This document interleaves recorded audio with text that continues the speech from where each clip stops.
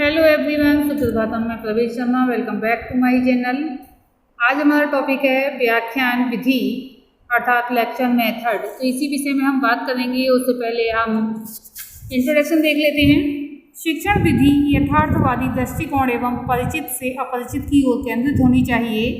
यथार्थवादी अधिगम स्पष्ट संस्कारी कणों को जन्म देता है, जिसके फलस्वरूप सृजनात्मक शक्तियाँ उचित प्रकार से कार्यरत हो सकती हैं, चाहे वह हमारा हृदय हो, कल्पना हो या मस्तिष्क हो। यथार्थ से बिछुड़कर प्रत्येक चीज विकृत हो जाती है। ये कथन है रविंद्रनाथ टैगोर का।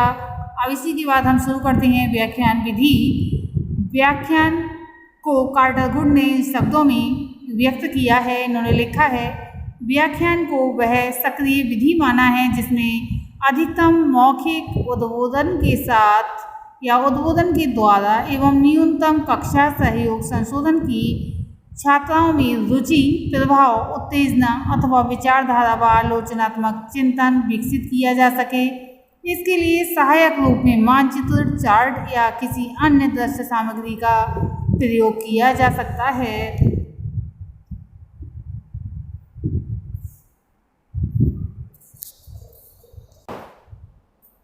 व्याख्यान विधि के 4 आधारभूत लक्ष्य हो सकते हैं, जिसमें है प्रेरित करना, टू मोटिवेट, स्पष्ट करना, टू क्लियरिफाई, पुनरीक्षण करना, टू रिव्यू, विस्तृत करना, टू एक्सपेंड।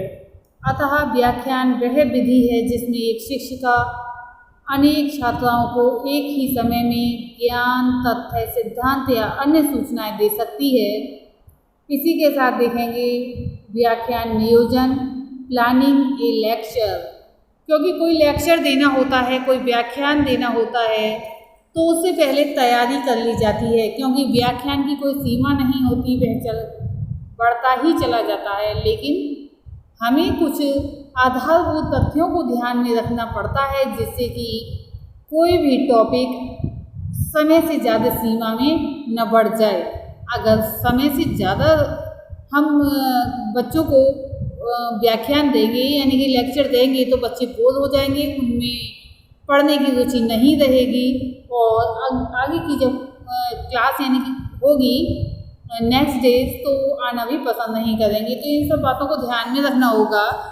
तो व्याख्यान विधि का प्रयोग करने से पहले शिक्षिका को 4 आधारभूत पक्षों को दृष्टिगत रखना चाहिए। किसके लिए?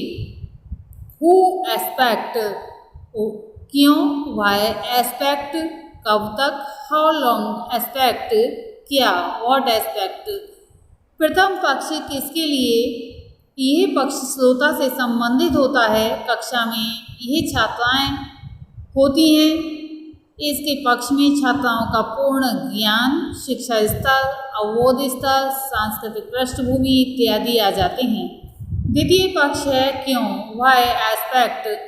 इस पक्ष के अंतर्गत व्याख्या देने के क्या उद्देश्य हैं, यह जानना होता है। प्रवक्ता या शिक्षिका की छात्राओं से क्या अपेक्षाएं हैं। सामान्य रूप से निम्न लक्ष्यों के लिए प्रयास किया जाता है। यहाँ पर हम देख रहे हैं कौन कौन से लक्ष्य हो सकते हैं। विषय का सामान्य ज्ञान देने हेतु नवीन दृष्टिकोण की स्वीकृति, आधारभूत अभिवृत्ति यानी कि एटीट्यूड में संशोधन, विस्तृत व गहन सूचनाएं देने हेतु किसी विशिष्ट कौशल के शिक्षण हेतु। तो यहाँ विषय का सामान्य ज्ञान हमें विषय से अवगत कराना है, उसका सामान्य ज्ञान छात्रों को देना है जिससे कि वे समझ सके।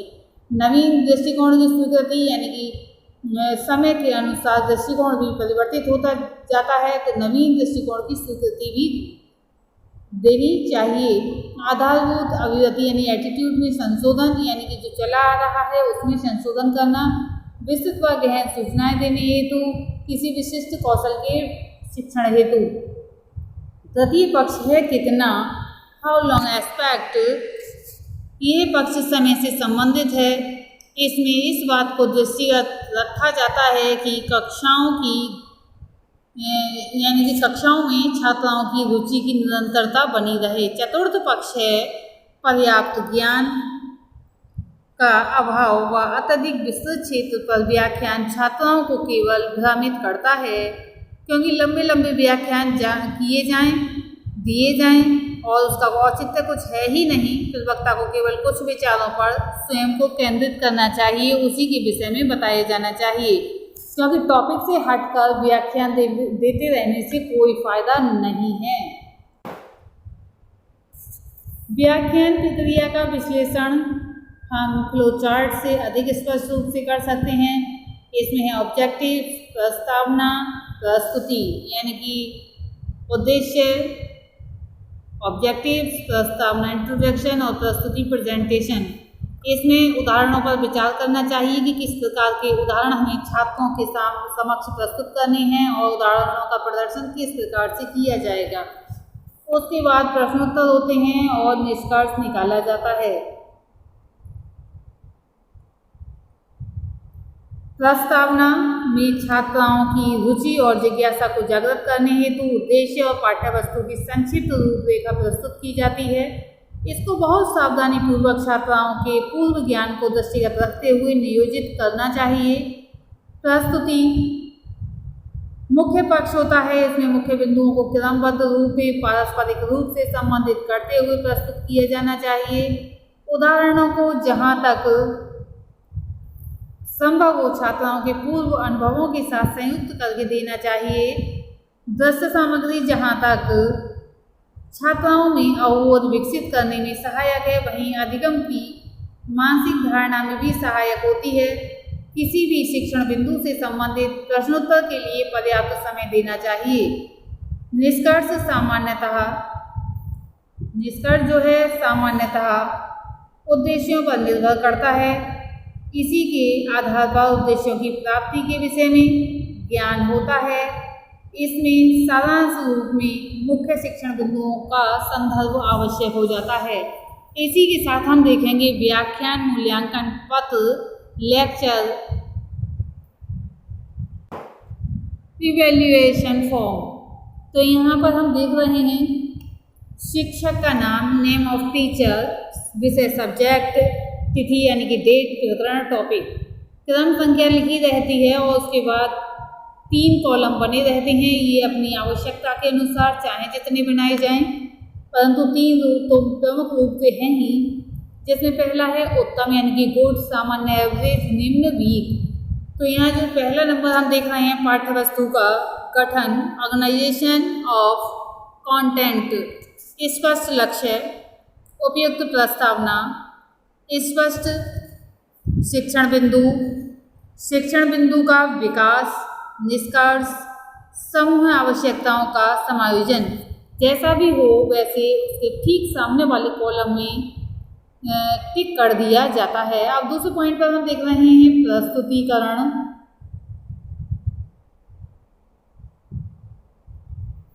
इसके अंतर्गत है भाषा में आरोह अवरोह, लेक्चर देते समय की बात है ये सब, शारीरिक हाव भाव, लिखित पाठ्य सामग्री का उपयोग, भाषा पर नियंत्रण। ये भी जैसा कि प्रस्तुतिकरण यानी कि प्रेजेंटेशन की जा रही है उसी के अनुसार गुड, एवरेज और वीक के अनुसार यहाँ लिख दिया जाता है। नेक्स्ट हम देख रहे हैं अन्य विधियाँ, जिसमें है दृश्य सामग्री का प्रयोग, प्रश्नोत्तर पर प्रतिक्रिया और सत्र का समय। इसमें भी गुड, एवरेज और वीक जो 3 कॉलम्स दिए हैं उनमें टिक कर दिया जाता है, जैसा भी प्रदर्शन किया जा रहा है यानी कि व्याख्यान दिया जा रहा है। इन बिंदुओं पर अवधान केंद्रित करके व्याख्यान की सफलता का स्तर मूल्यांकन किया जा सकता है।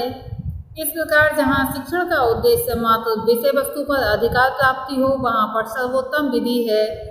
इस विधि में शिक्षण का केंद्र बिंदु अध्यापिका होती है, वही सक्रिय रहती है। अधिकांश समय छात्राएं निष्क्रिय श्रोता मात्र होती हैं। गृह विज्ञान शिक्षण में यह विधि बहुत प्राचीन काल से चली आ रही है। संभवतः प्राचीन काल में जो था पुस्तकों का अभाव था, इतने प्रकाशक भी नहीं थे, इतने प्रकाशन भी नहीं थे, मुद्रण कला के विकसित न होने के कारण था ये सब। अतः अध्यापिका व्याख्यान द्वारा ही छात्राओं को ज्ञान देती थी। वर्तमान में भी ये सबसे अधिक प्रचलित विधि है, क्योंकि इस विधि के माध्यम से बहुत अधिक संख्या में शिक्षण कार्य किया जा सकता है। अब हम देखेंगे व्याख्यान विधि के गुण और व्याख्यान विधि के दोष के संबंध में।